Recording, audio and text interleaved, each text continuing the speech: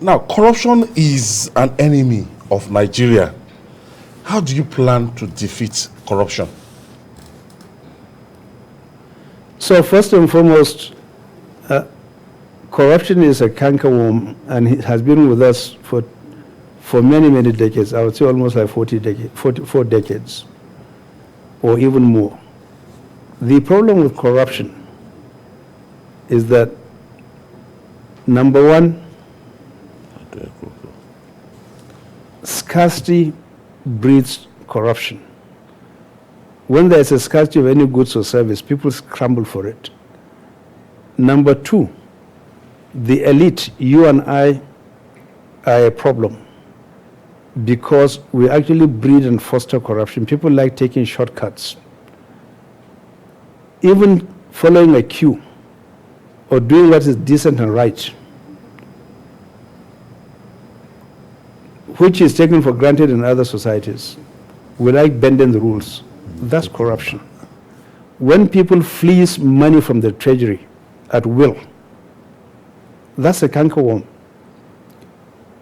There is something now that is actually in the public domain, that the Accountant General of the Federation is currently being investigated for allegedly cutting away the sum of about 83 billion naira. For goodness sake, that is the entire FAC for Oyo State for a period of 2 years. In the case of Edo, that is their FAC for 2.5 years. I hope it is not true and that he will prove himself innocent. But we hear these stories from time to time. That now leads me to the law and order environment. The law and order environment is configured right now in such a way that it is not given teeth in terms of sanctioning people for abuses.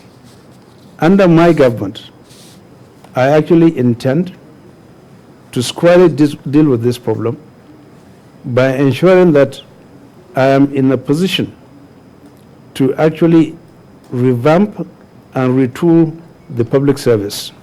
I cannot even pretend for a single moment that I alone, or I and my ministers and the public servants can actually deal with this problem without ensuring that we're actually able to reinvent and innovate the entire public service delivery mechanism, because those are the set of vehicles that you actually require to provide public goods to the Nigerian people and public service of quality and distinction.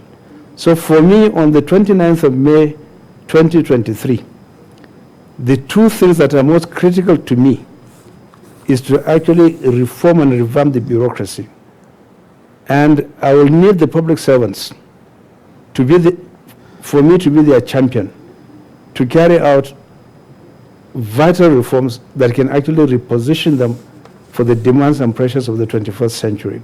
When I say public service, I'm not excluding either the Nigerian police or our armed forces or our intelligence agencies. All of them are public officers who provide public service to the Nigerian people.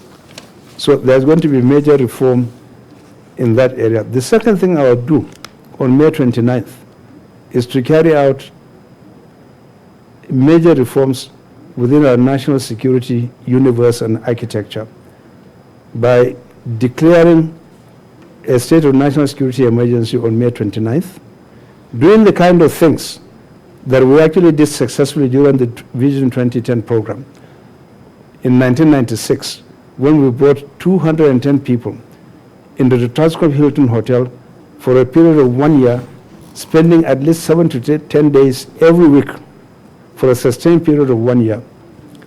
People from diversified backgrounds that represented all of the stakeholders in this country to figure out what was wrong with Nigeria, where was Nigeria coming from, where it is now, and where should we take it over a period of 15 years.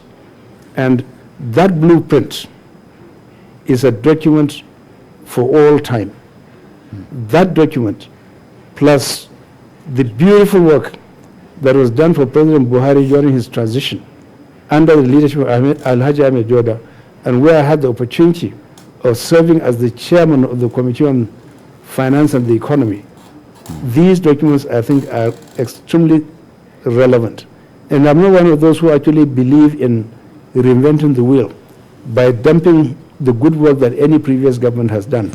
You need to build on the foundations that you actually find.